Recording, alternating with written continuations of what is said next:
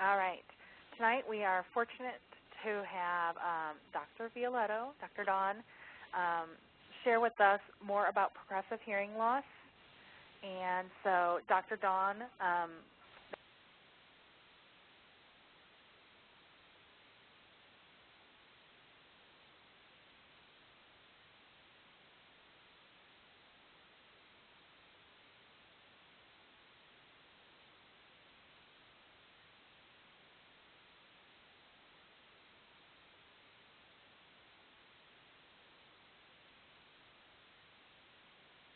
Talking about myself, but I'll give you a quick bio. I graduated from Northern Illinois in 1992.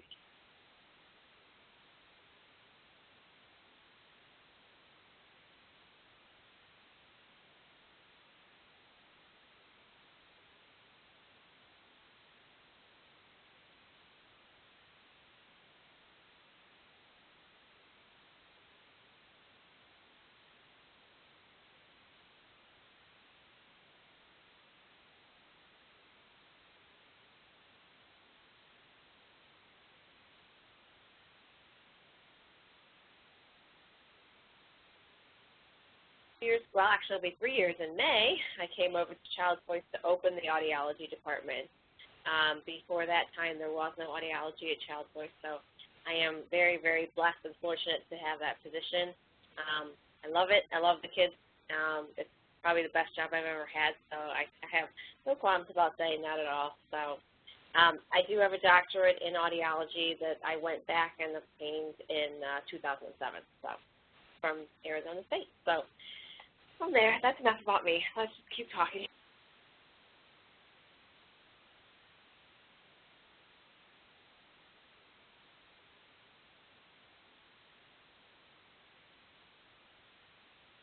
Some of it is pretty technical, so if you have any questions about anything, raise your hand over on the side there or just jump in and let me know.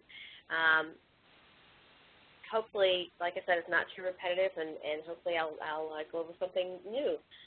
By no means is this designed to teach you to go out and recognize any of the syndromes or things that we're going to talk about today.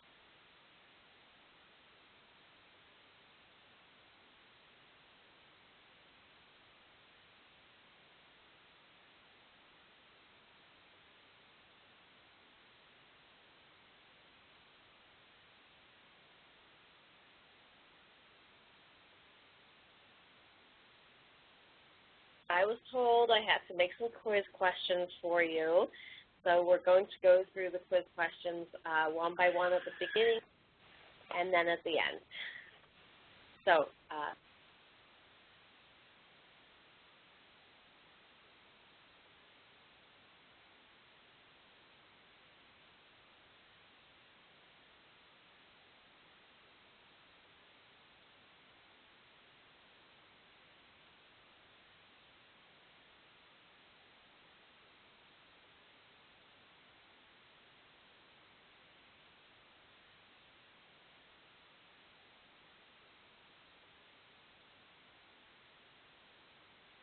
okay. a capture of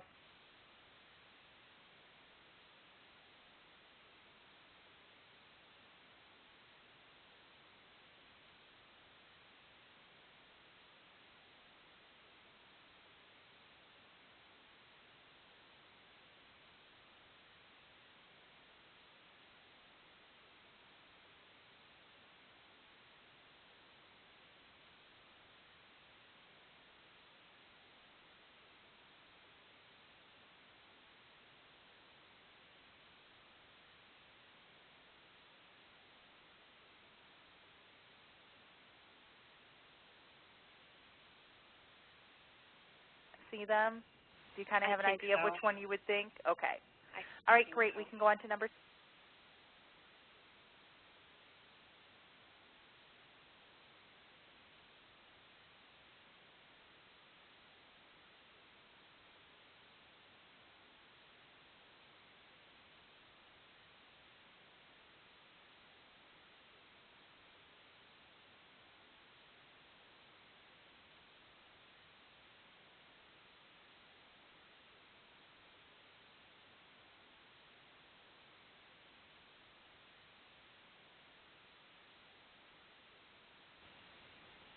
Allie, Janice,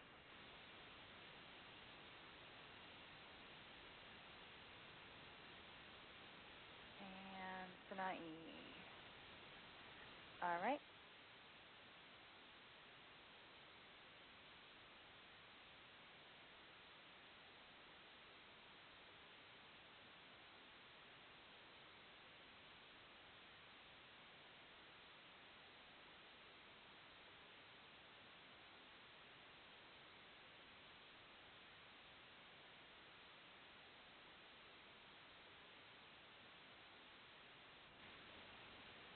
And we are good. Question 4. Noise damage is a cause of progressive hearing loss occurring in the middle ear. True or false? Can you repeat that question? Sure. Noise damage is a cause of progressive hearing loss.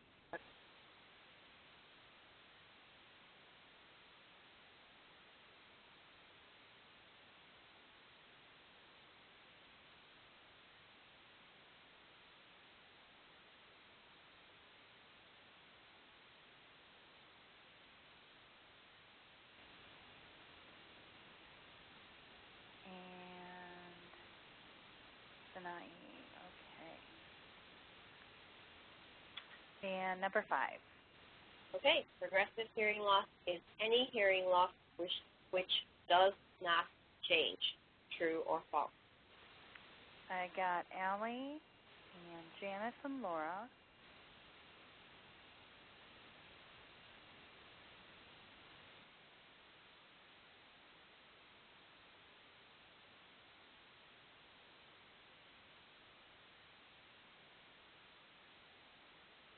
And, all right, tonight, over. Perfect. We're moving on.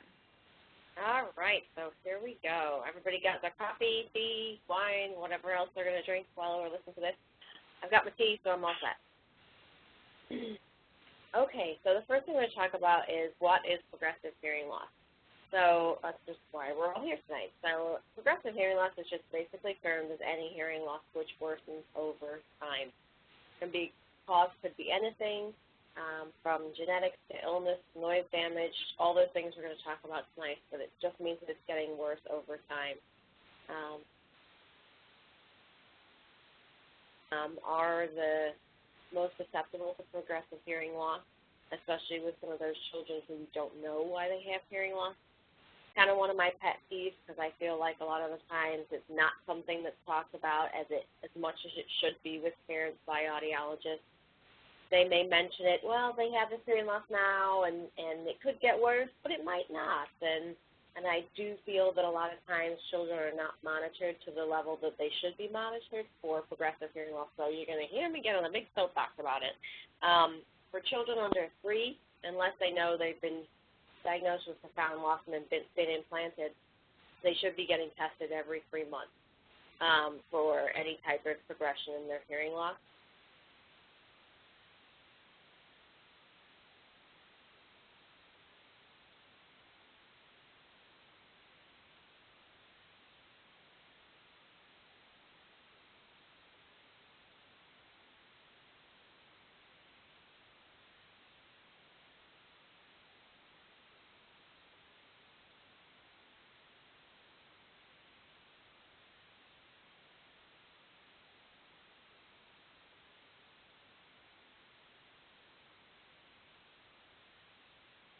Is genetic cause, illness, malformation of the auditory system or the hearing system, ototoxicity, which is basically medicines or that the children are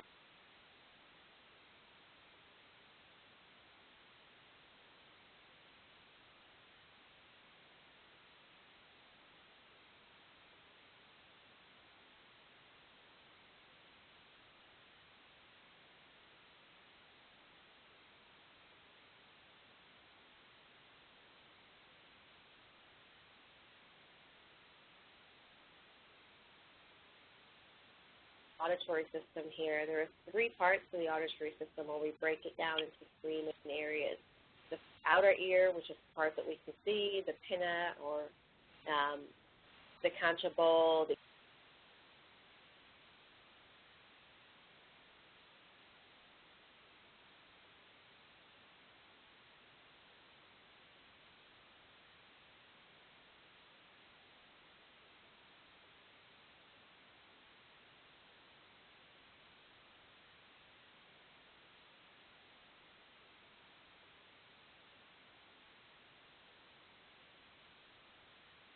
are that can be damaged, and where a lot of our children's hearing loss occurs is in the inner ear.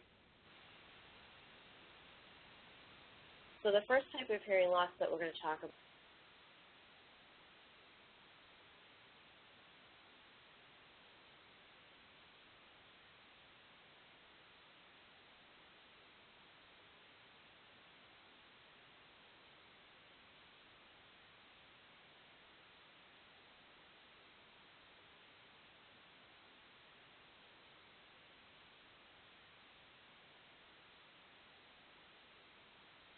what the heck are we talking about here? Because it took me a long time to understand it, let me tell you.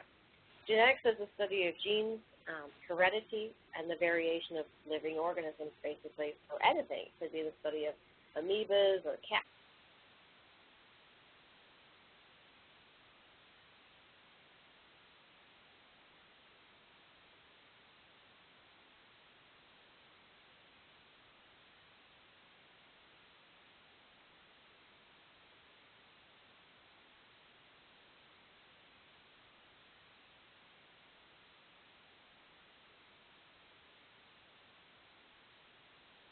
Again, two groups. They can be a dominant trait or they can be a recessive trait. Dominant means that only one copy of that gene needs to be present for the trait to show in the child. So only one copy of that gene can.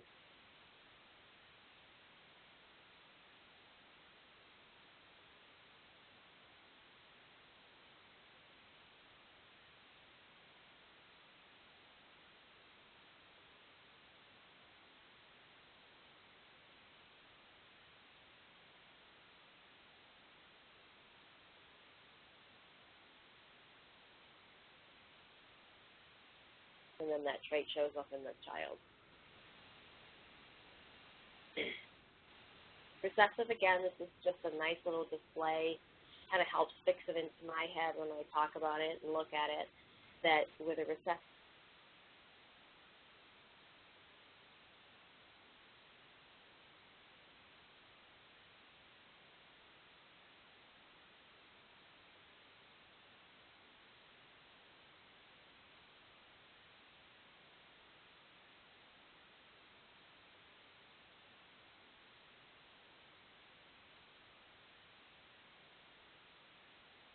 for 2 out of 4 of the children. So now we kind of have an idea, a little bit about genetics. We're now going to talk about what we mentioned at the beginning,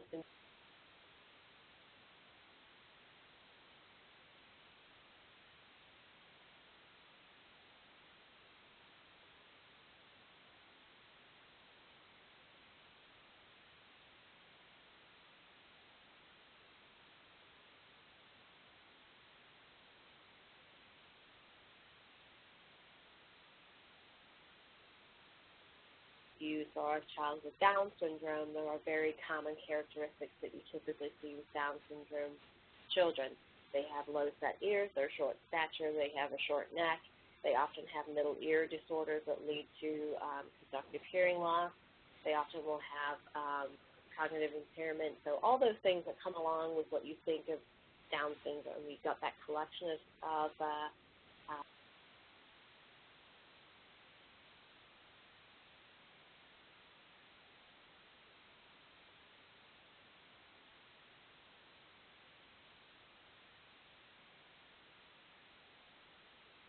type. Very often we're just looking at what we see on the outside. Unfortunately, with hearing loss, you don't often see a lot on the outside, and that's where it gets tricky. So it's believed at this point in time that 30% of genetic hearing losses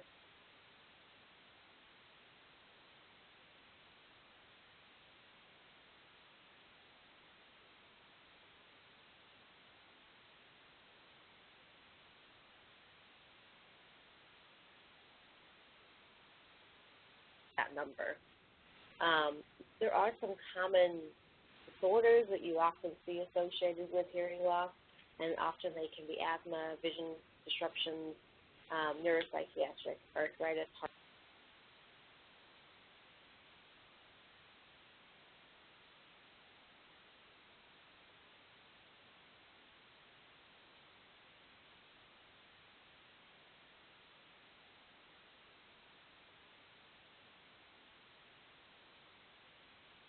syndromes we're going to talk about just a couple of them here.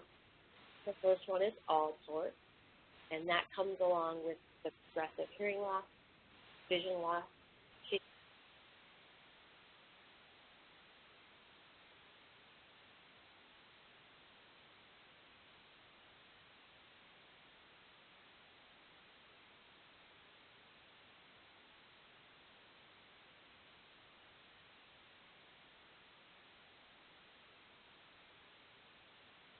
Another syndrome that we see pretty rarely in kids.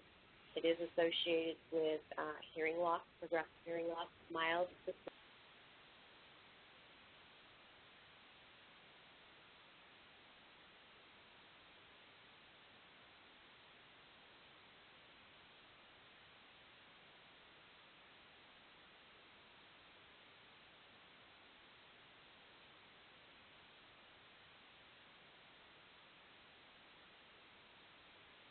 Not to say you should be out there telling parents, I think your child has Poissons, but just, you just see it, and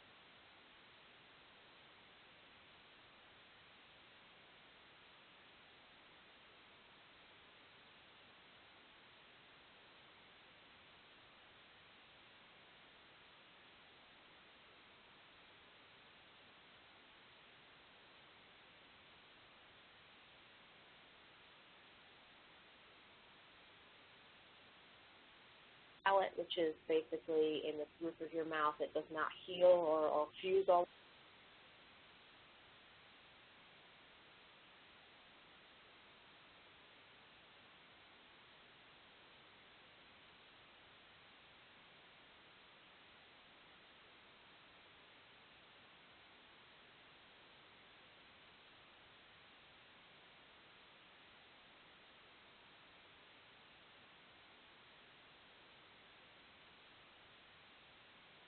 See with them is very, very prominent is the white floor.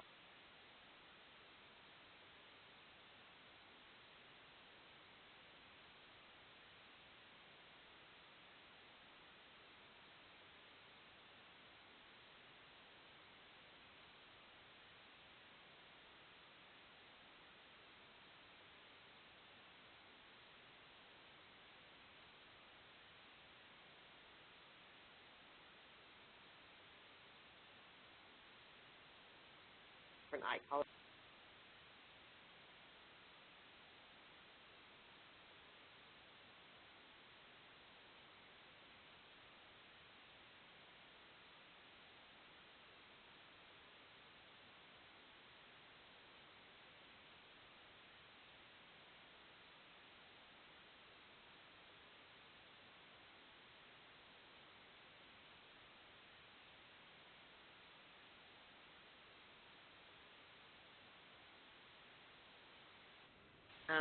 And it usually will show up 1 out of 4 children. The first one that we're going to talk about is Dravel and Long-Nielsen syndrome. It's very long, so they've kind of made it a lot shorter, and we call it prolonged QT syndrome. This is a very serious one if it shows up because it is associated with fatal heart arrhythmias and heart disorders. And the children often will have fatal, and they'll be misdiagnosed with seizures until they see the heart or rhythm abnormality. It is possible for people to go in life and never have this diagnosed. I was talking to a geneticist last year who talked about they diagnosed the kid because he had hearing loss, the child, and then went back and diagnosed the mom. And the mom had been fine, but she had had episodes of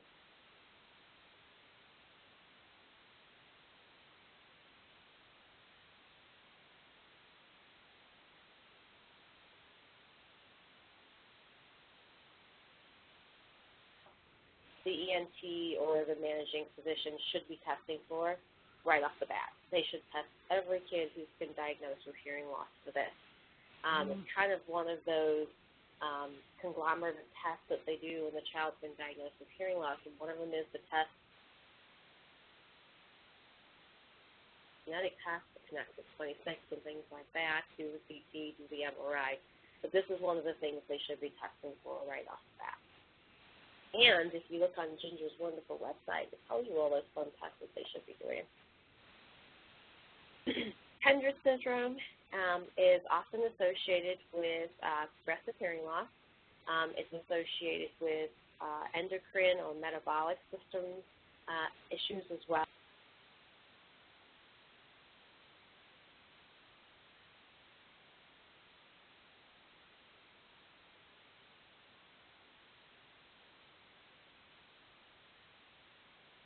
And their hearing loss is progressive because it usually comes from the enlarged vestibular aqueduct.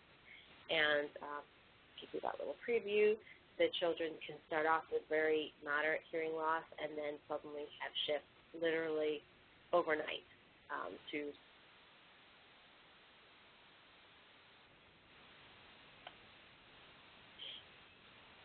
another recessive syndrome is Usher syndrome. Basically, there are 3 types of Usher, type 1, type 2, and type 3. Not all are associated with progressive hearing loss, but they all are associated with progressive vision loss. The vision loss can start in early childhood or adolescence. The sensorineural hearing loss varies.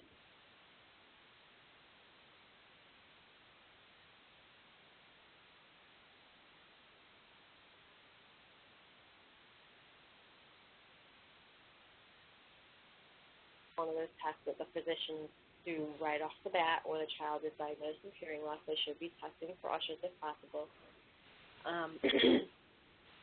We have a couple kids in school with this right now, so it is out there. It's not one of those rarities that you very rarely see.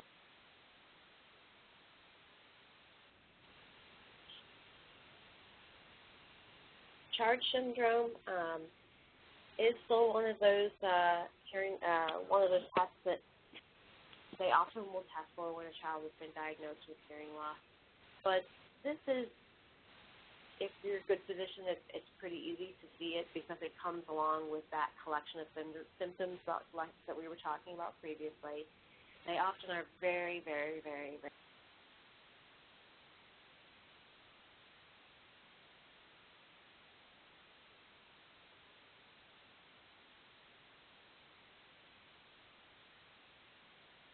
with the charge kind of symptoms that are listed here. Coloboma of the eye, I put a picture in there because when I learned about it, I didn't know what a coloboma of the eye was. So basically it's like a little bubble in the iris. They have heart defects. They have atresia of the nasal passage growth. They could have genital and urinary abnormalities, and then also ear abnormalities, including hearing loss, which can be progressive over time as well. But these kids, usually when you see them, they can be pretty sick early on. So that was our syndromal hearing loss. So now we're going to talk about some non-syndromal hearing loss. So still associated with the whole genetic area. So we're still talking about genes and recessive and dominant and all those good things. So the biggest one now that I'm sure all of you have heard of at this point is connexin 26 gene mutation or deletion. And that's a mutation or deletion of the gene on there are other connexins coming along now. There's connexin 28, 31. Seems like every day something new comes up that I'm hearing about. And this may be the cause of over half of the non-syndromic hearing losses. It's a recessive hearing loss. You only need one copy of the gene to be present from the parent. And what happens is when a nerve fires in the inner ear, chemical changes have to happen, a chemical process has to happen for that nerve to fire. The sound has to come in, it has to vibrate the middle ear, it has to move fluid in the inner ear. When the fluid moves, the hair cell in the inner ear moves. Response for the nerve to fire. What happens is that one of those proteins or one of those chemicals is missing from the cell. And so the nerve never gets the signal to fire because that protein that needs to be there is missing. So all these big people that we are and these tiny things that can happen to us is just amazing. It's very common in Ashkenazi Jews and Caucasians. These kids are, from my own experience, super duper rock star cochlear implant users for sure. I haven't seen a kid yet with an in 26 who wasn't a rock star cochlear implant. So we've talked about syndromal hearing losses, non-syndromal hearing losses. So our next section that we're going to move to, number 2, is illness. So what type of illnesses can be out there that can cause a child to have progressive hearing loss? The child may be born ill or contract a life-threatening disease shortly after birth. Sometimes not shortly after birth. Sometimes it's 12 months, 18 months. They can be viral or bacterial infections that cause them to become very ill. There could be a lack of oxygen at birth. They could be blue babies, if you've ever heard of blue babies. That's that rhesus incompatibility. Mother's positive, baby's negative, and they just don't get along, and can cause in the baby that can cause the baby to become very sick. And then meningitis is the other. Meningitis is the most common cause of progressive hearing loss in young children. So it's the most common illness that causes hearing loss. Question there. So we're going to talk about meningitis because it is the most common one that causes hearing loss. Meningitis is a very, very serious infection which occurs in the central nervous system. It causes inflammation of the lining of the brain, and it has several linings, as you can see in the little picture here. And it causes inflammation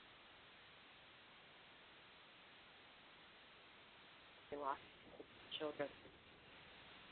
Some of the symptoms that can occur, and they can happen over hours or days, are high fever, very high fever, a stiff neck. So if I were testing you for meningitis, I would say put your chin to your chest. And if you couldn't do it because your neck was so stiff or you were having so much pain, that would be a pretty good indicator. I would be going, uh-oh, I better get you to the hospital pretty quickly.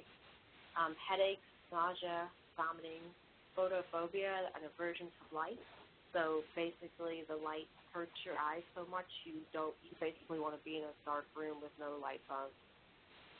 Confusion, they can get to the point where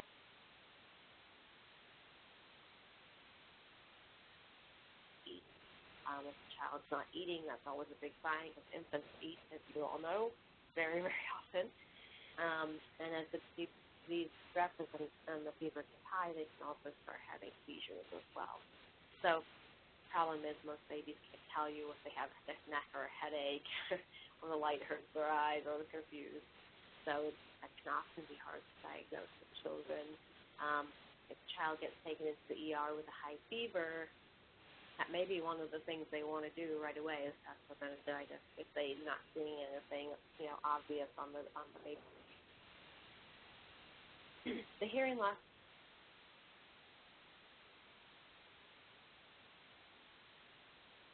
are filled with fluid and have very thin membranes that are there.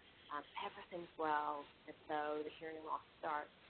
Because of the impact of the disease and all that swelling has so much damage that can occur, what happens over time is the whole system starts to ossify, which means it turns to bone. So as you can imagine, if that happens, if the hearing hasn't gone already, it's very quickly going to go to nothing. The cochlear implant has to be inserted very quickly before that ossification can fill that whole area up if we want the child to learn how to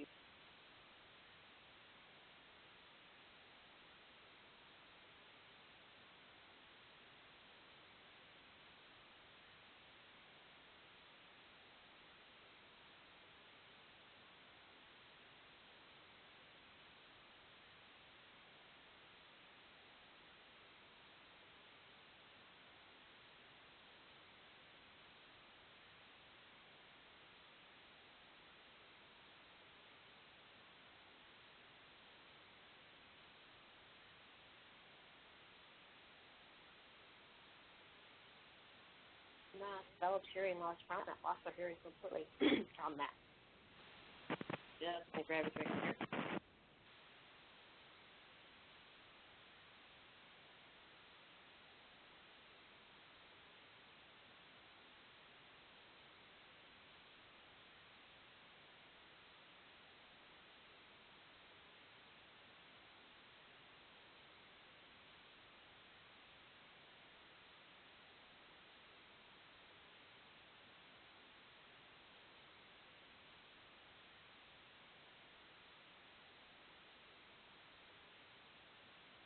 hearing loss range from mild to profound. It can fluctuate or it can be stable, and it can progress. It can be unilateral, it can be bilateral.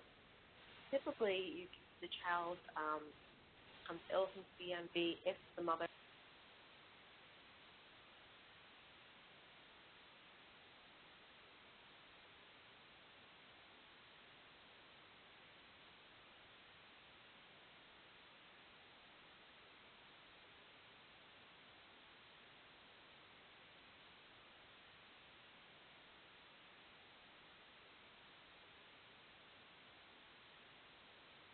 are severely involved with multiple handicaps, so they can often have meningitis besides the hearing loss. Okay, so we talked about some of the main illnesses that can cause progressive hearing loss, and by no means do I feel that we're covering everything.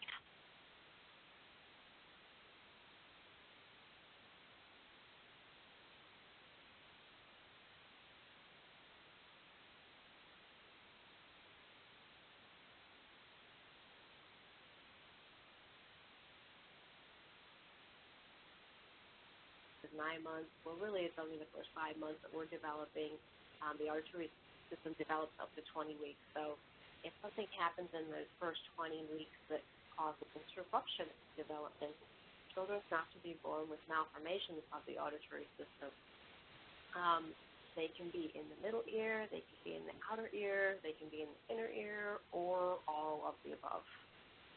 The most common is enlarged.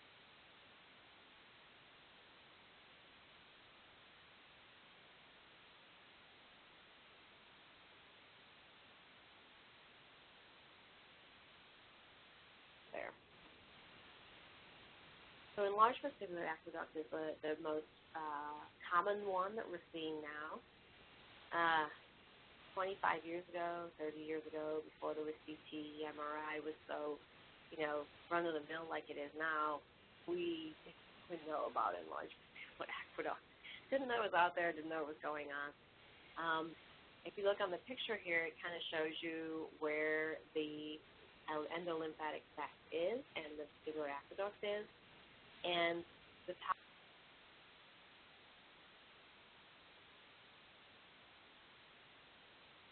millimeters big, which is so small I can't even see it on the ruler without my glasses. But that's when it gets enlarged, so it's got to be under that point.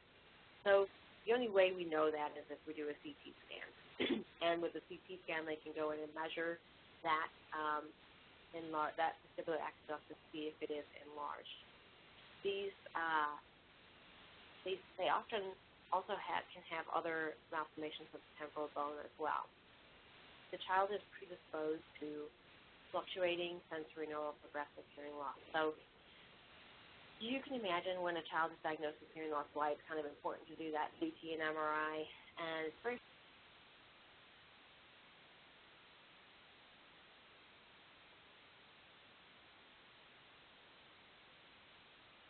blood work and a CT and an MRI and have their heart checked, and we're going to check their eyes and all this kind of stuff. That's really hard to take all that in, but the reason it is important to get the CT and all the other testing, first off, it rules out things for us audiologists. If I have that CT in my hand and they say it's normal, everything looks great there, I don't have to worry about enlarged vestibular aqueduct anymore. I don't have to worry about this child going from having okay hearing one day to having no hearing the next.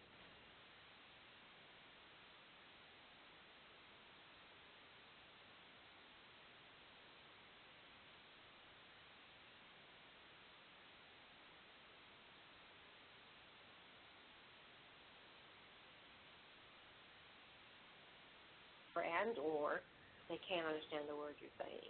So it literally can change from day to day, which when you're trying to diagnose something, can be difficult, especially if you've got two places going, one sees one thing and one sees another, and they can be completely different. So they are also then put in that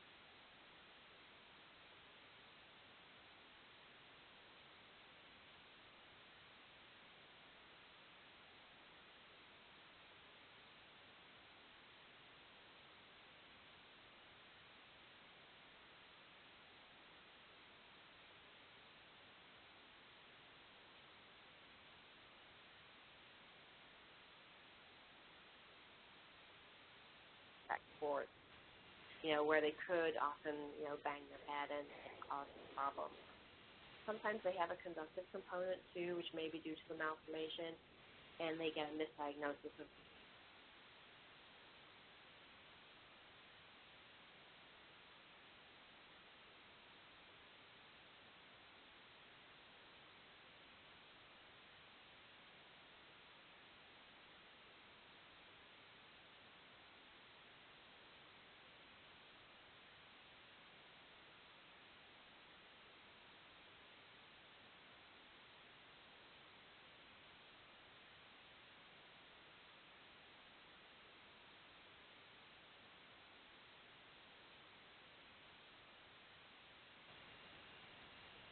other malformations that we can.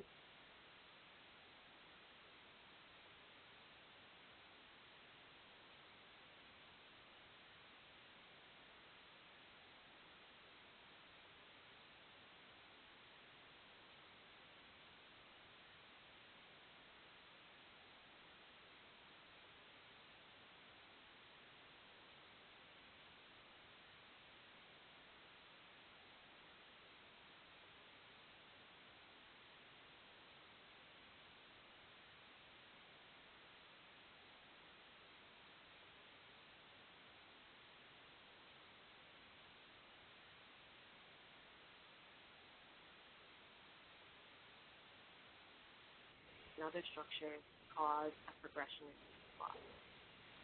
Often, children may have had totally normal hearing up until this point. So these are not the kids that you've failed a newborn hearing screen. These are kids that have been totally normal in development and hearing, speech, language, and gotten ill and been given certain life-saving drugs usually, and then have developed hearing loss later on. The drugs can also be what's called vestibular toxic, which means it can also affect not only the hearing, but it can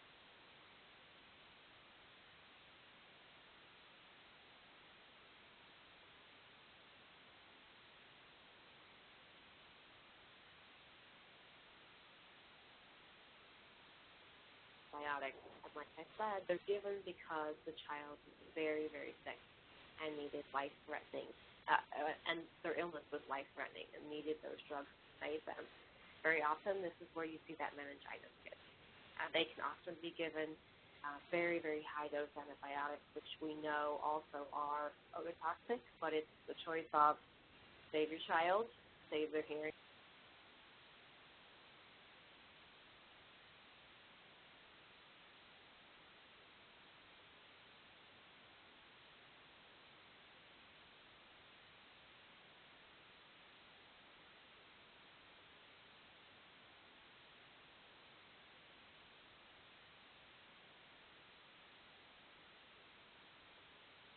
That. And so we monitor them at the beginning of their treatment, prior to treatment, so they'll go through rounds of chemotherapy. And we'll monitor them at the beginning of a round, during a round, and then after a round. And very often, they may not have any hearing loss show up until that round of chemotherapy.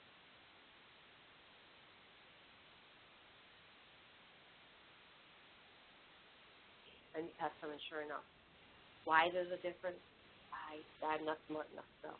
I have a feeling it has to do with genetics, how our body uptakes things. But I wish I knew. I'd probably be a millionaire if I knew.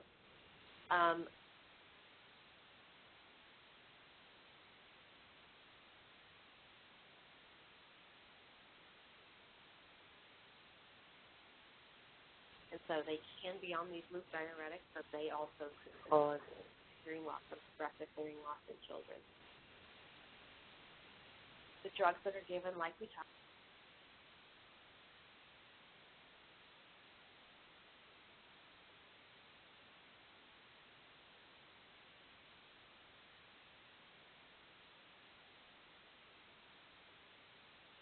realize that aspirin can also be ototoxic in large doses. So I don't know if anybody's ever been sick and OD.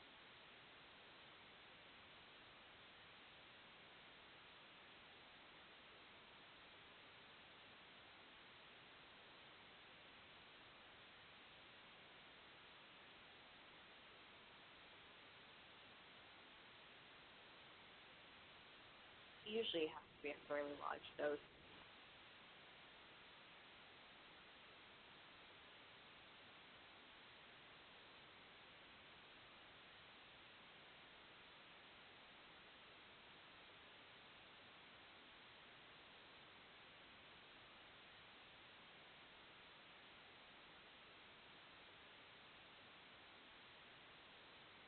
And their hearing starts to go down.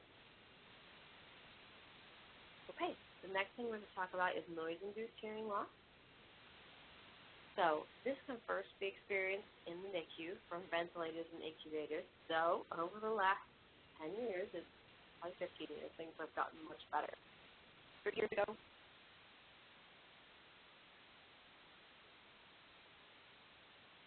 it can also be caused from loud music.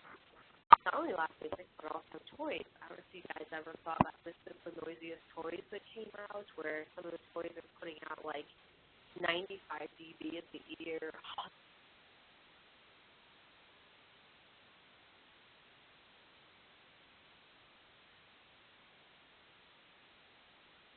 Horn system that's out of the room there, and it gets exposed to a loud noise at the ear level like that. It can occur a noise suddenly from very loud.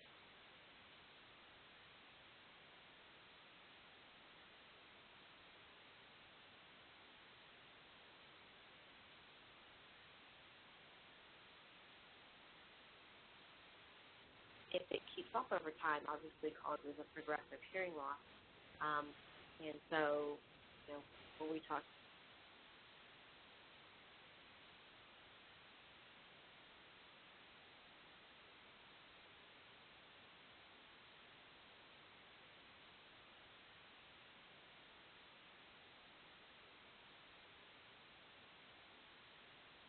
on the iPods, I mean, the maximum levels that it will go up to.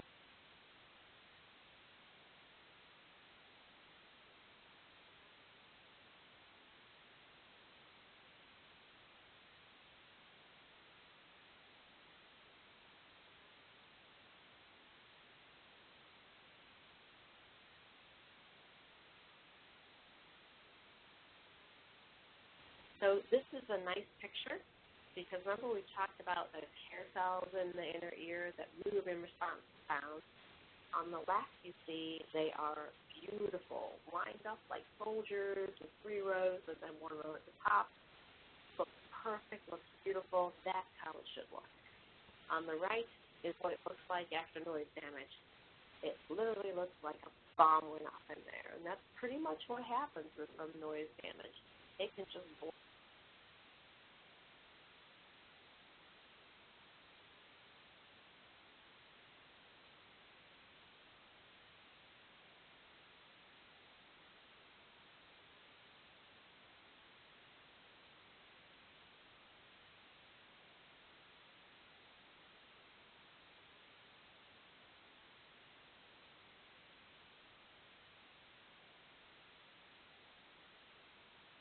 So I always like to throw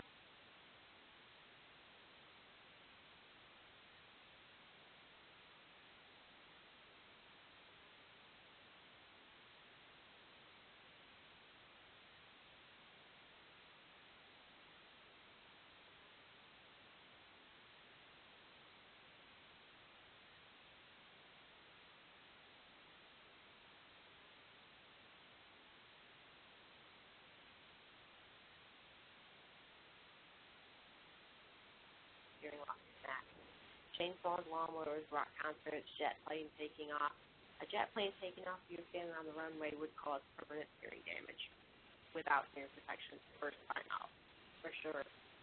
Sometimes loud rock concerts do. They can cause temporary hearing loss, but a temporary shift. But for some people, if their system is more sensitive than others, it can cause a permanent, and especially getting ear on the speaker too, that would definitely the little side thing there. And this is my other side thing. I love this when I found this information. But, as I said, if you work 8 hours a day, OSHA says that 85 decibels ambient of noise cause hearing loss if you're in it 8 hours a day. 120 decibels, you can cause temporary threshold shift, like we talked about. 140, you can cause an instant permanent hearing loss, like jet plane. And here's your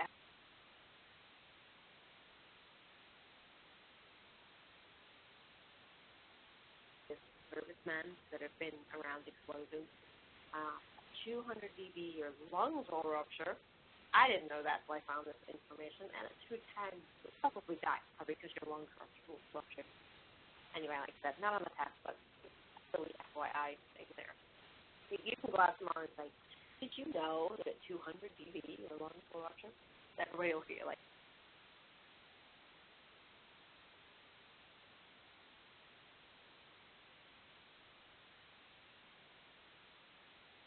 in the outer ear, the biggest thing, and it sounds really silly, but anybody with a kid with hearing aids knows that wax the outer ear can really be a huge problem, not just for feedback, but it also can impact how the kids hear as well.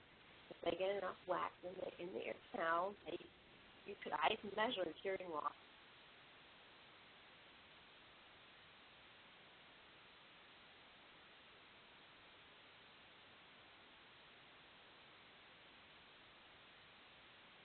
It really can affect how they perform. So wax in the outer ear, narrowing of the ear canals can be a problem because it leads to buildup of wax. And if the wax is there, then they're going to develop additional hearing loss. Now, given that's temporary, and once you take the hearing loss,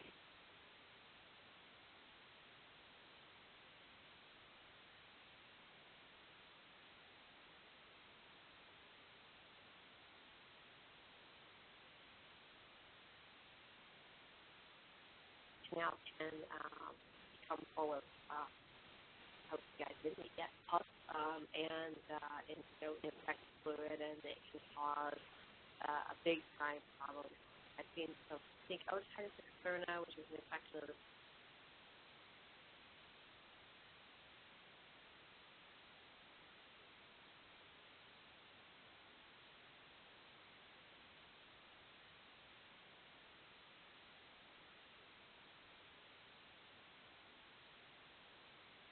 very thin skin on the outer ear and a very thin skin in the ear canal.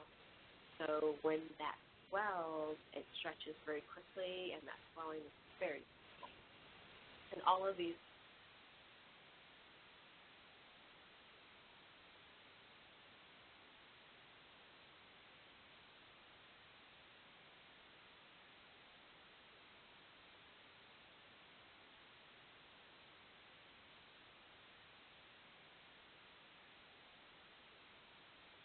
tell you that patient, probably Brian. Causes of middle ear. So now we've gone from the outer ear, the outer canal, into the middle ear, where those bones in the eardrum are. The biggest one that causes progressive hearing loss is otitis media. This can occur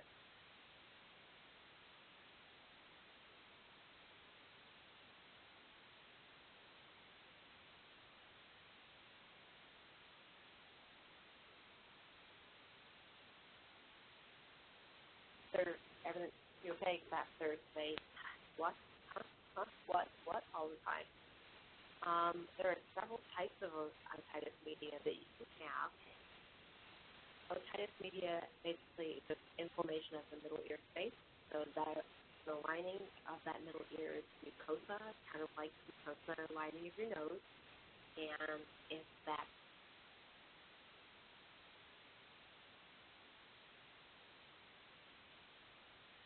you can have inflammation of the middle ear and have fluid develop that in the ear. So what happens is when that middle ear becomes infected, usually the eustachian groove, which runs from the back of your ear down to the back of your throat, clogs and swells, and then will not ventilate the middle ear. When that happens, negative pressure then builds up behind the eardrum. And from that mucosa, the whole fluid comes. That's where the fluid comes from when kids get fluid behind the ear. That fluid is drawn.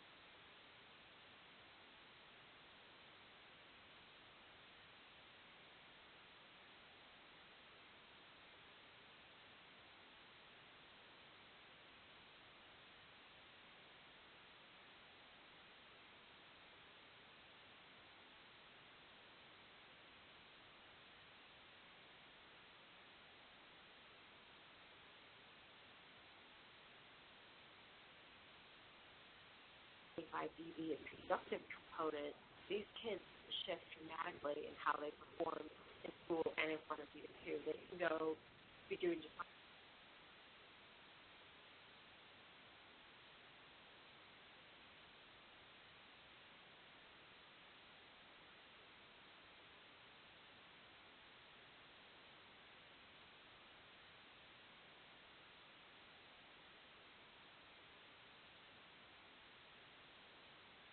so. When I pull out my otoscope, I look at somebody's ears now. I'm looking for the health of the eardrum, and I'm looking for the health of the middle ear.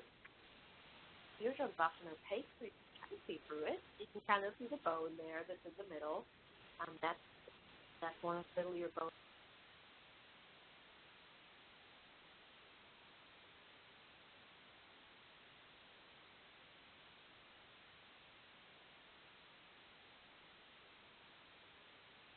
No fluid, just the middle ear is infected. Then you can kind of see it looks angry. It looks kind of red. It looks kind of angry. Not really looking happy. Everything looks irritated, but no real fluid there yet. That's what it looks like when you have an ear full of fluid. So you can see the actual eardrum is bulging back out at us. So instead of kind of laying back into the middle ear, it's actually bulging.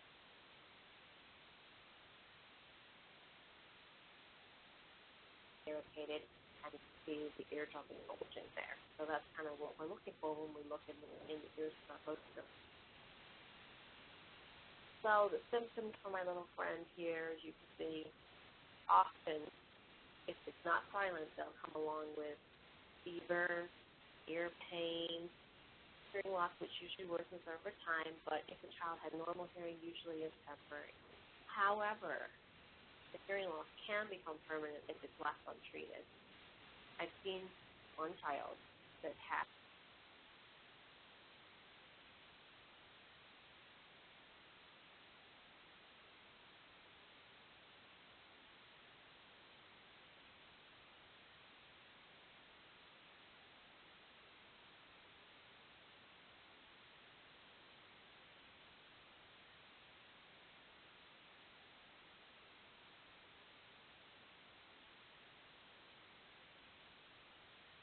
been there in severity. Some kids are just predisposed with getting what's called glue ear. It's called glue ear. It's a technical term, I know, but glue ear means that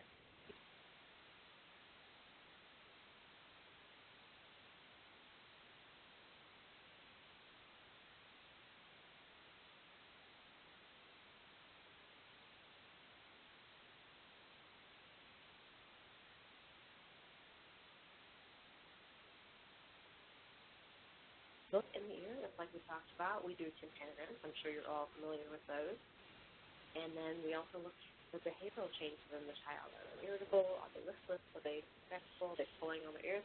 Head banging. I know that sounds silly, but a lot of kids you'll find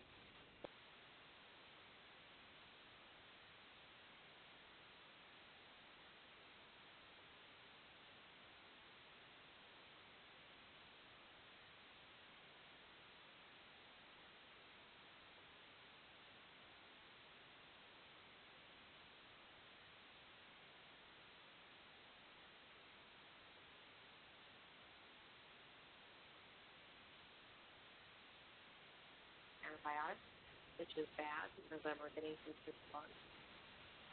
If the ear has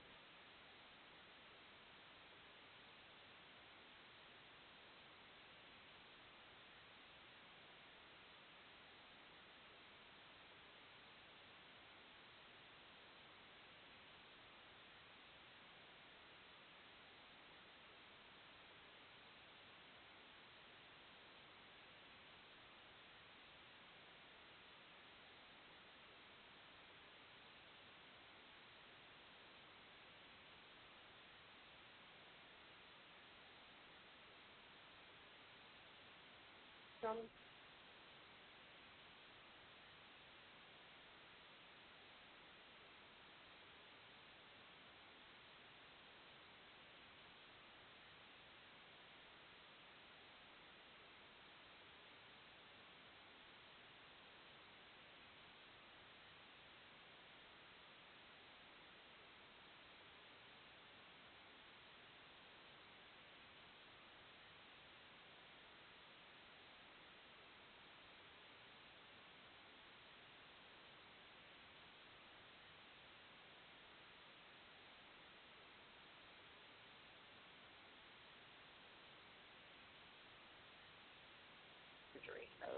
they do a tympanostomy, which is basically cutting the eardrum and placing the tube in there. That lets the fluid drain out and also lets pressure in the middle ear at that point. And tubes usually stay in anywhere from 12 to 18 months, depending on the kid. Some kids' bodies decide to take them out a lot sooner than that. Sometimes they only stay 3 to 4 months, which is a bummer, but it does happen with some kids.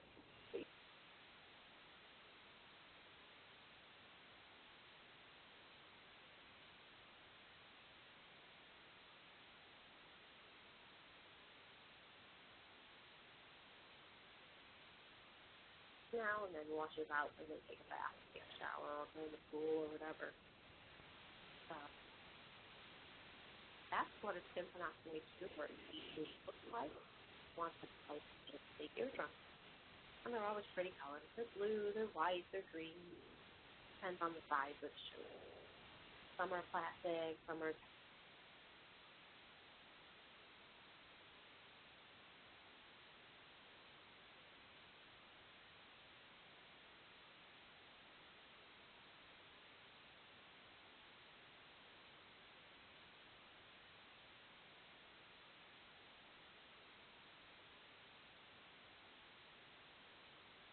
faster than it should, and it forms a pocket of that lining the shedding, and it becomes basically a ball of it or a tumor of it.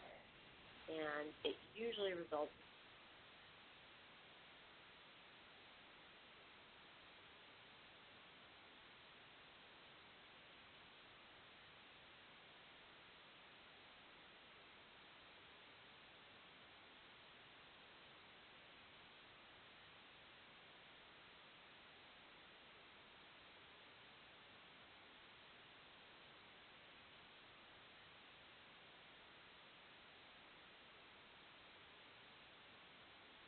and like I said, it will increase over time. It gets bigger, and if it's left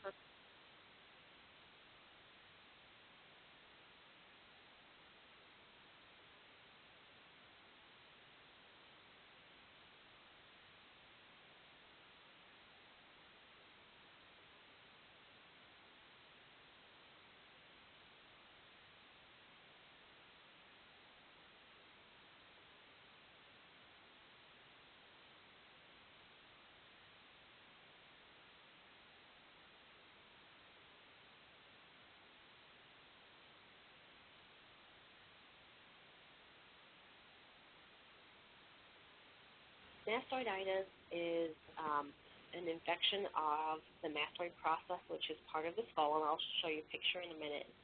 Basically, mastoiditis is the worst-case scenario of middle ear infections. You usually don't get mastoiditis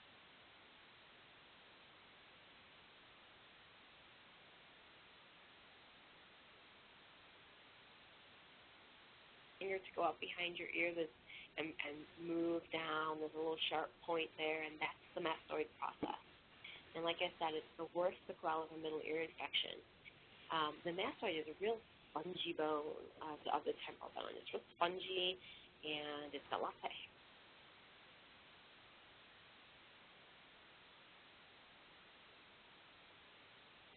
and when that middle ear infection spreads to the mastoid, it becomes pretty serious. Now you're looking at a bone area that's infected on the skull. It's usually treated with antibiotics or surgery, and there are different levels of the surgery. There's a mastoidectomy from very simple to very radical. So maybe they haven't progressed too far. They don't do a lot of surgical, radical surgery. The simple just cleans the infection out and takes out minimal structures. The radical removes the mastoid bone and pretty much the whole middle ear structure. So, it really has to be pretty bad to go in and do that, because you're basically creating a permanent 50 decibel conductive hearing loss. But the progressive part of the hearing loss comes along with the middle ear infection that's continuing over time and not resolving. So here's that little picture. You can see that mastoid process there at the back of the skull. That's what it looks like when you see it. I've only seen it twice, and it was just sad.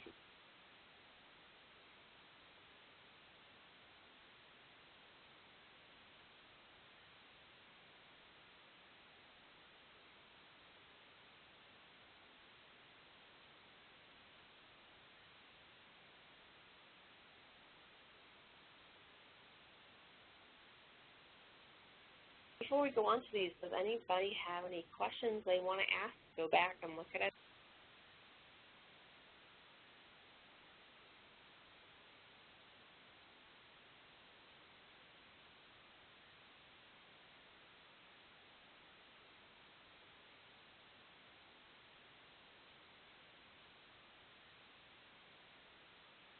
That. So far, they're working with chickens.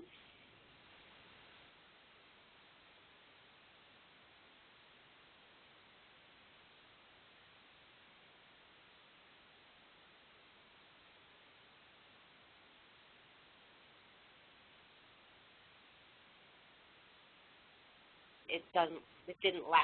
Like, they regenerated it, but it wasn't survivable. You know, it wasn't like it could work and transmit sound.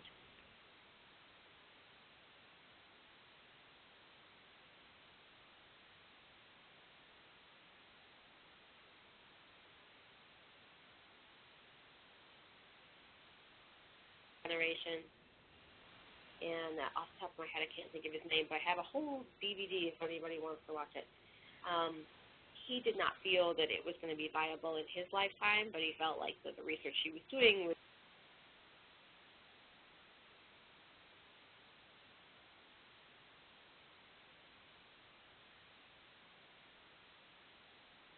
radical happened. That, you know, this is one of the things where it just came out of the blue, you know, that they hadn't anticipated. And, you know, a lot of times people bring up, you know, well, I don't want to implant the other ear because, you know, something could be coming along down that pike. And my answer to that is if they truly could go in and regenerate hair cells, then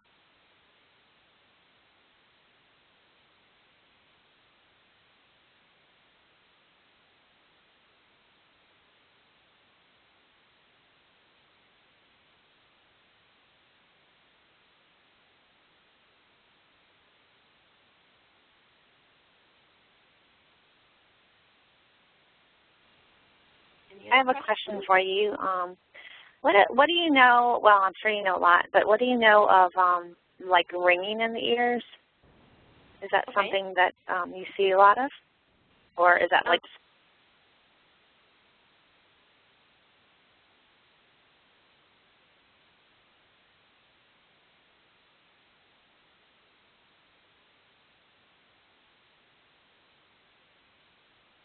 different forms of tinnitus. There is objective tinnitus, which means if I stuck my ear next to your ear, I could hear it.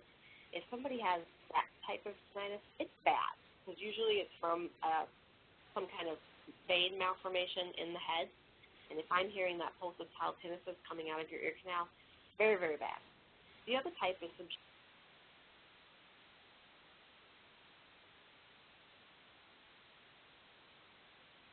Have a venous malformation in their head. Subjective tinnitus means only you can hear it, and you can only hear it in your head. So it's being caused by something in your body that's making that noise in your ear. There is so much debate on this right now. I can't even tell you. Like, to this day, they're back and forth. Some people feel it's occurring in the ear. Some people feel it's occurring on the auditory nerve. Some people feel it's occurring in the brain.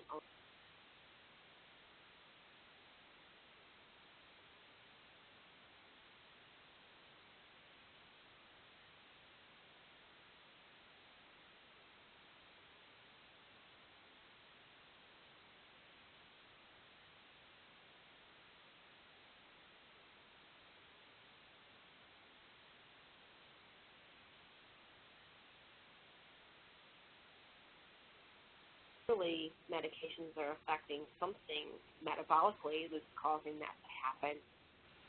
Like I said, aspirin is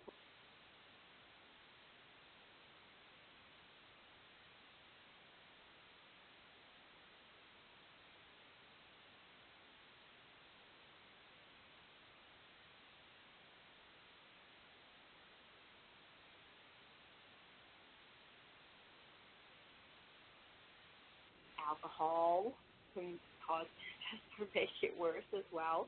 So clearly all those things that you're ingesting are affecting the auditory system somehow. Some of them act like a diuretic, so is it then, because you're drawing fluid?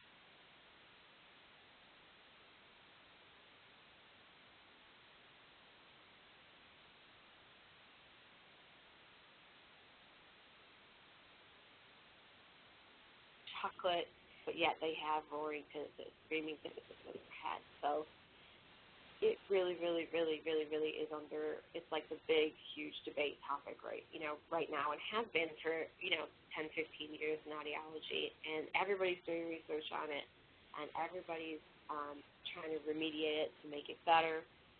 Some people believe that you should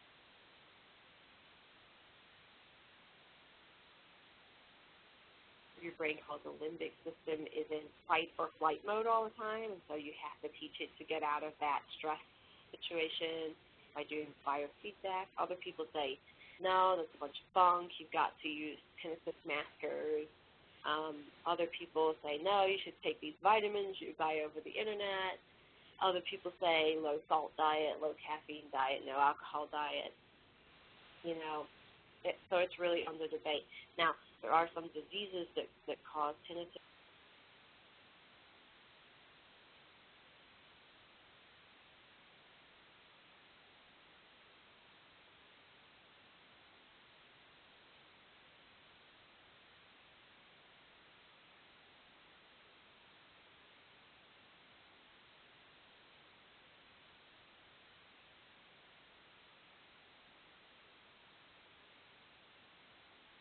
Often I'm really very, very dizzy.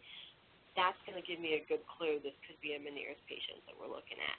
If you come in and you're, 75 years old and you tell me I'm that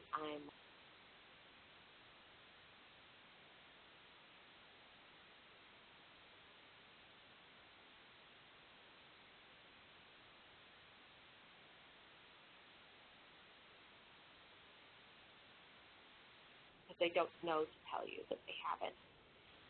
A lot of times you could ask them if they do, and they may say, yes, I hear something, but can't always articulate what it is that they hear. So tinnitus is associated with hearing loss very often, and it can occur in children as well. We just never usually ask. That's the problem. We don't ask these kids, do you hear noises in your head?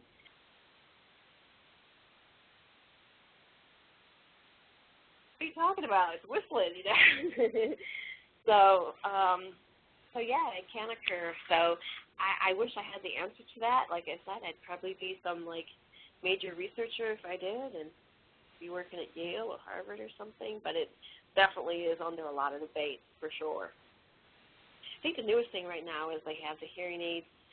I know out of San Francisco, they built the hearing aids with the different sounds that you can put in there, like some of them are like environmental sounds, like sea and wind, and they mix it in with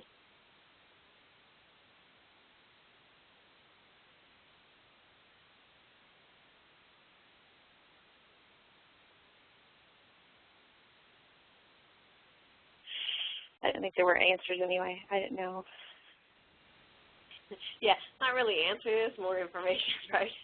No, no. That's what I've heard too. I just didn't know if, if you already have hearing loss and then you get a ringing in your ear, if that's generally something just from due to a sickness that you've had or something like that. But yeah, kind of, it's okay.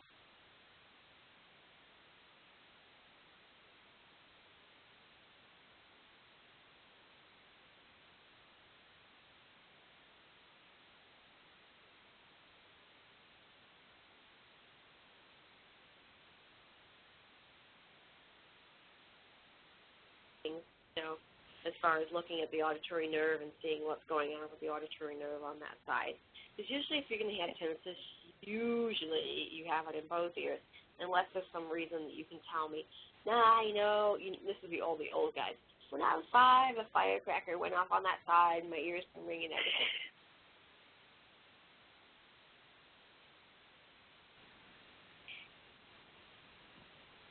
Okay, any other questions? John, there's one I chatted to you. Ooh, I see. Can low-frequency hearing loss be progressive? Absolutely. If I see a child who is diagnosed with a low-frequency hearing loss, that is one of those kiddos I am going to put on a strict retest schedule because very often low-frequency hearing loss is associated with genetic hearing loss, and almost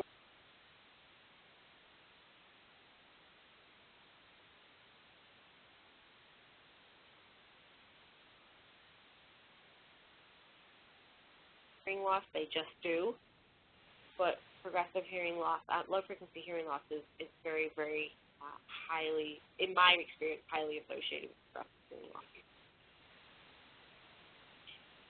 In fact, I just had a little kid who was implanted in one ear a month ago, and he started with a mild low-frequency hearing loss, and that's how it progressed, and he's 2.5.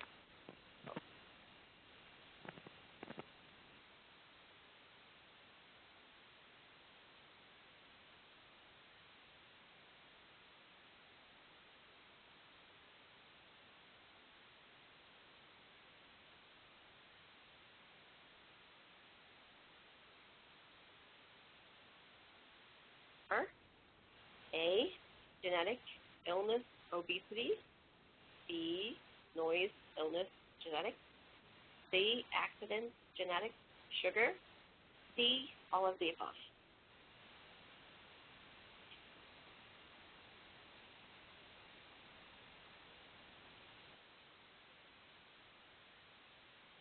From everyone. All right. Number 2, how many copies of a defective gene does a recessive mutation require to be passed on to a child? A, 1, B, 2, C, none, D, 6.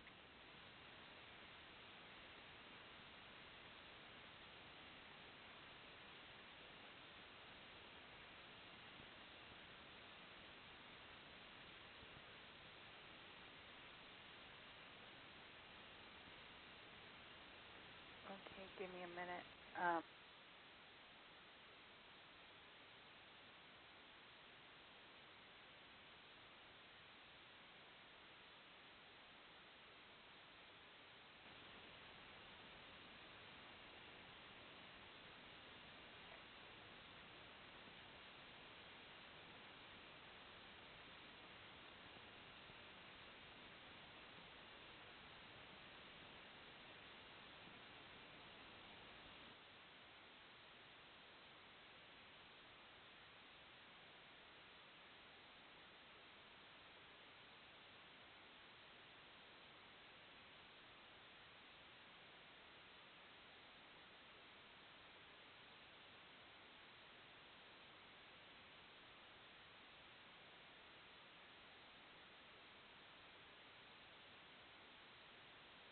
Mastoiditis is the most common illness.